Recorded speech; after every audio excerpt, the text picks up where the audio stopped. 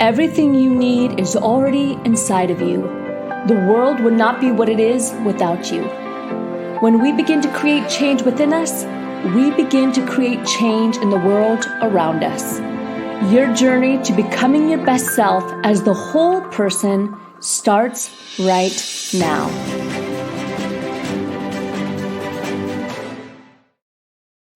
Hello and welcome to our podcast and webinar series here at Rise Up For You. I'm Lauren Sweeney and I'm your podcast host and the vice president here at the company.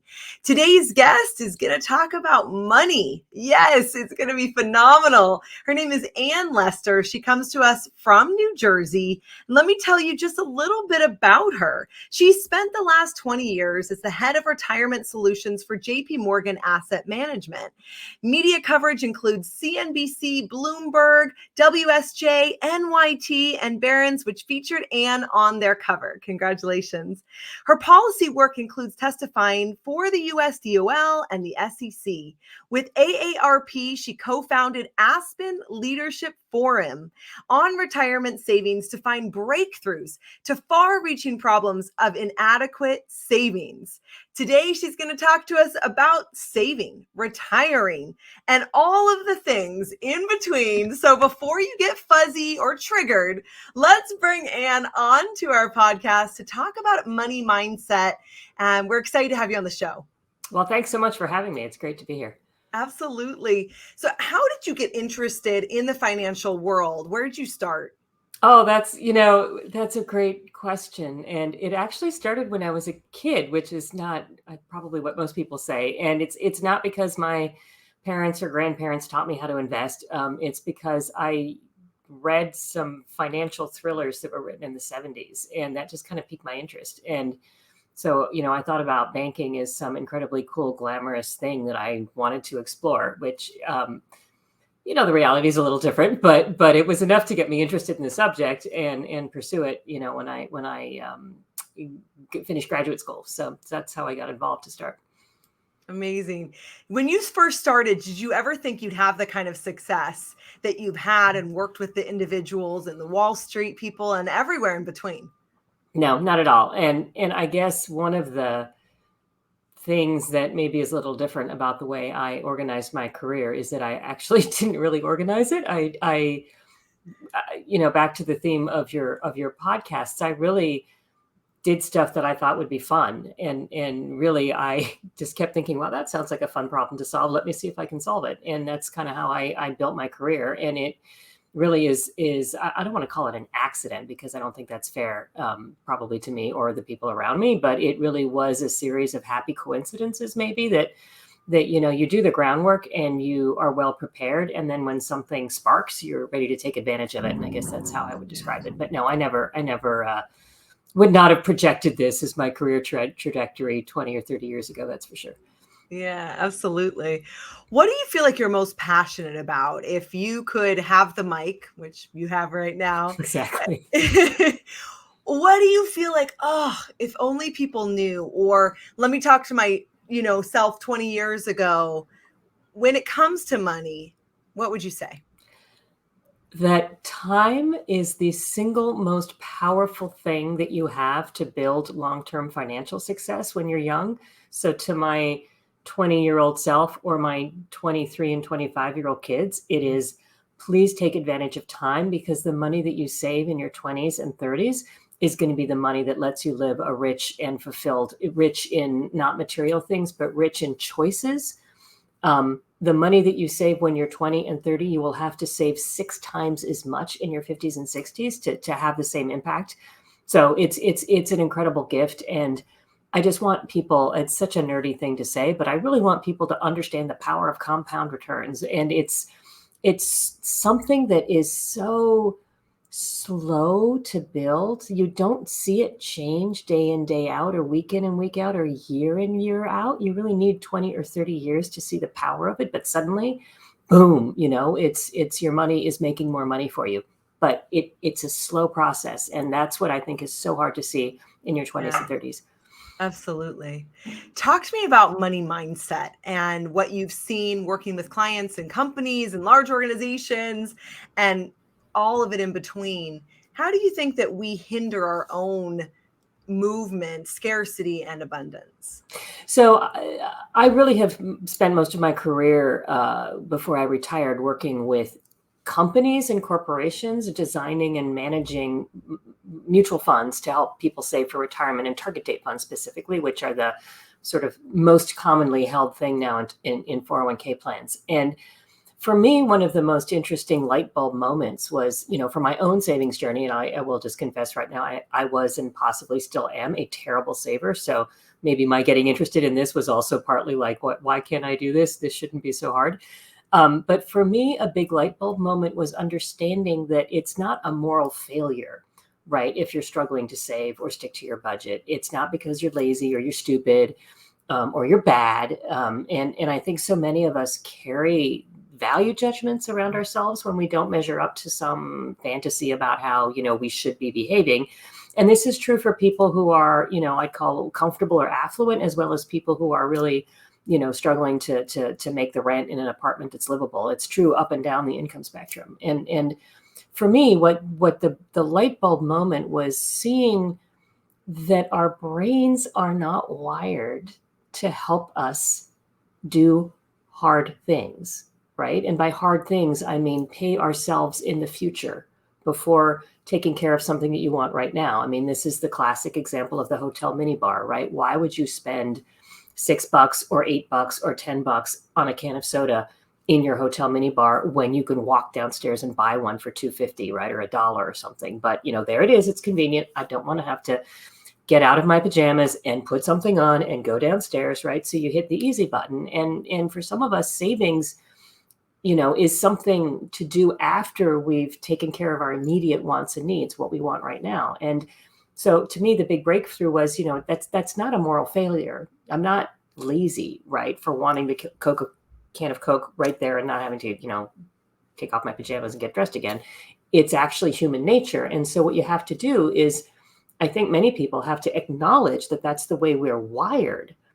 And then once you acknowledge that is the way we're wired, it becomes a lot easier to say, oh, okay, well, how can I hack myself? How can I set up a system to step in between, I read something recently that described it as the toddler right inside of you that's like, I want it right now. And the rational you that's not really in charge of yourself at the moment, right? That moment when you want something is not the rational long-term financial decision maker. It's like the hungry beast.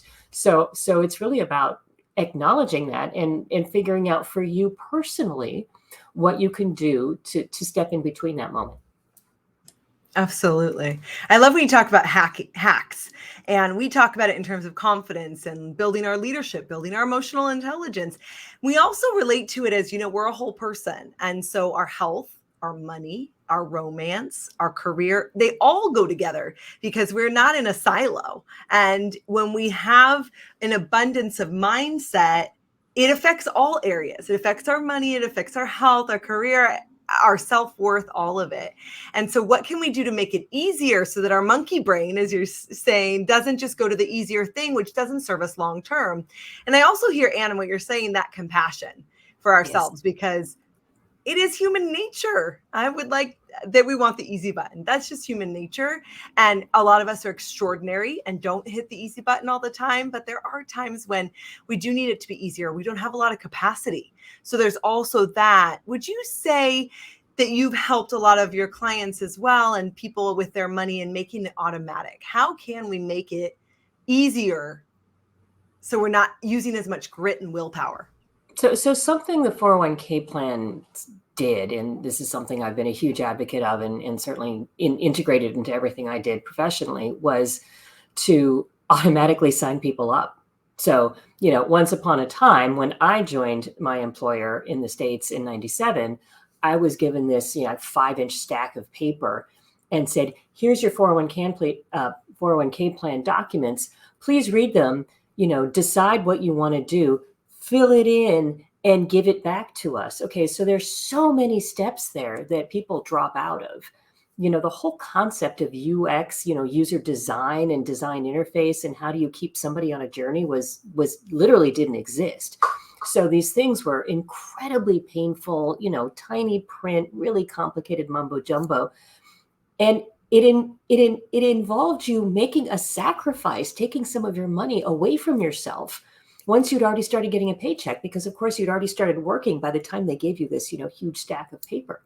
So, when people sign themselves up for the 401k plan, oftentimes only 30, 40, 50% of the people in a company would actually get around to filling in the paperwork. And, to me, one of the great revolutions of all of this was something that Richard Thaler got and Kahneman got the Nobel Prize for, which was this whole notion of nudging.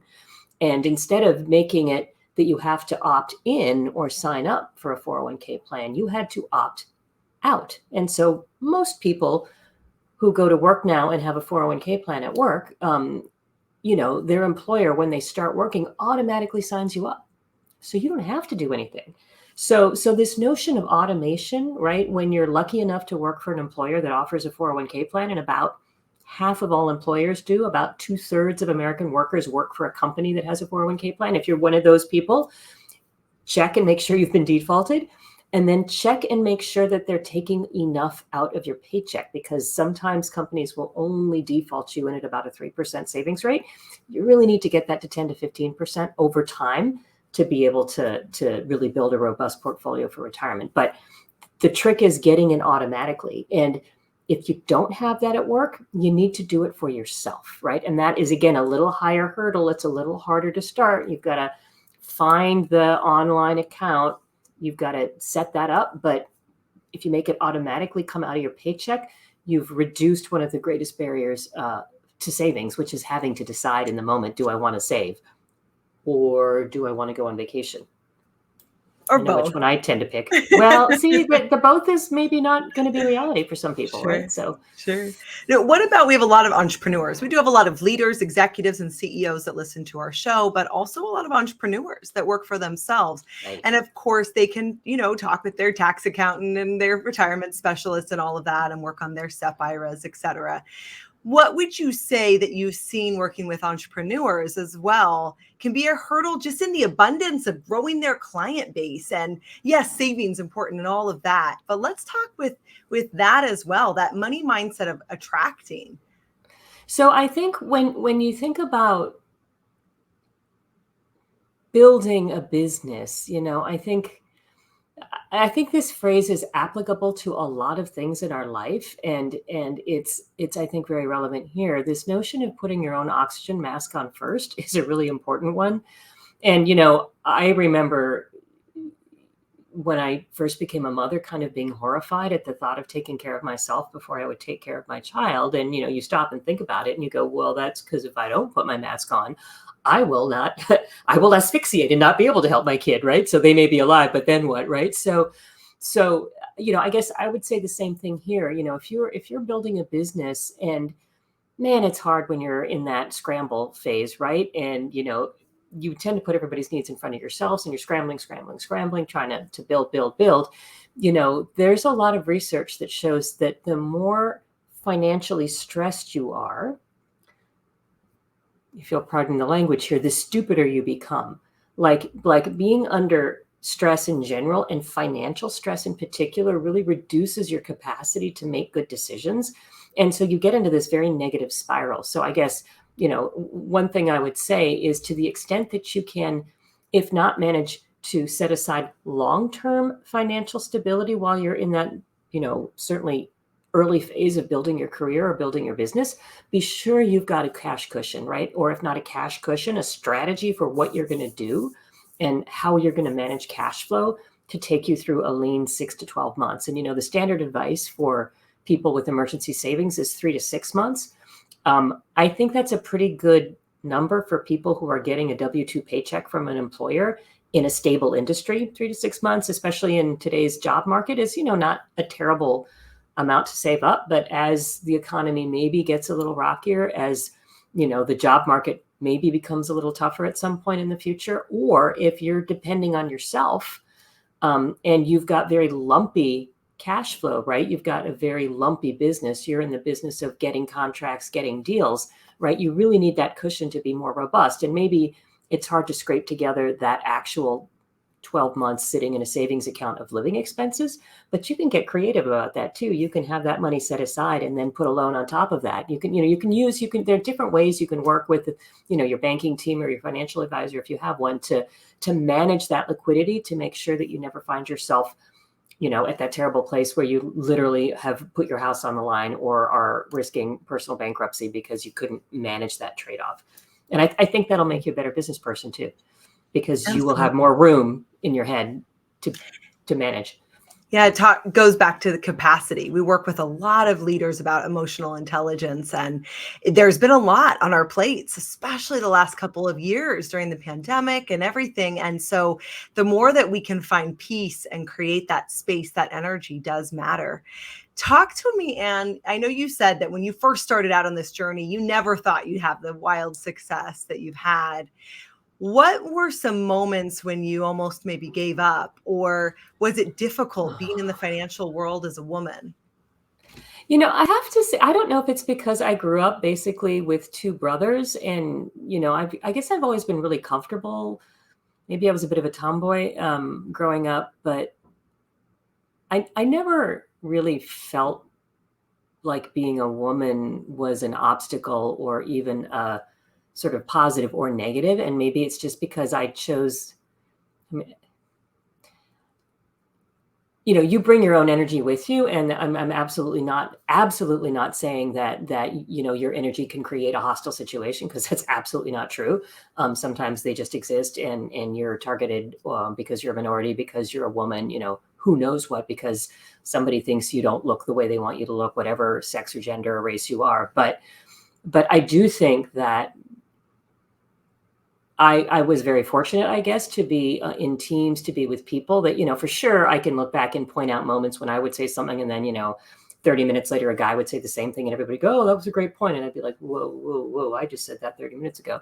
But, aside from that kind of thing, I don't really feel like that got in my way. And then at a certain point, you do, as a woman, and I think that's true now, right? I mean, I think companies are really looking for strong women and strong minorities to actively bring through their pipelines. So at some point, it also starts becoming a bit of a tailwind. I think it's still harder to get to the point where that tailwind kicks in. Like, that's harder than it should be. And I think that's slowly changing. One example I always think of is, I don't know, I still had kids in elementary school maybe, and I was talking to one of my colleagues, and he said, "Oh yeah, I never go to the Monday morning meeting at 8." And I was like, "That's heresy. How come you're never there?" No, I live in central New Jersey. I'd have to leave the house every morning at 6 to get to that 8 o'clock meeting. And he said, "Oh, my wife's a doctor, and she does rounds on Monday mornings. I'm taking the kids to school, so now I don't go." And I was like, "Ooh." And then he said, "And I'll tell you something else that hurts me, because I'm the only man whose wife works. None of my male peers understand this struggle." And I think, unfortunately, I'd say that's still kind of true for a lot of men in senior management, even my age or younger than I am, who have been successful. Often their wives aren't working. And so they don't understand the other side of that equation, I think. And that I think is kind of where I see the real rub happening now. It isn't so much that you can't do this job because you're a woman, or you can't do this job because you didn't go to the right school, or your skin is the wrong color. I think it's more of just not understanding. It's this unconscious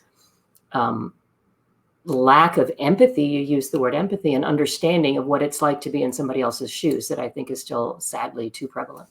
Mm-hmm. Absolutely. If people want to find more about you, Anne, is the best place to go to your website? Absolutely. Thanks for putting that up there. Yep. Yes. So Anne, ANNE, Lester, LESTER.com.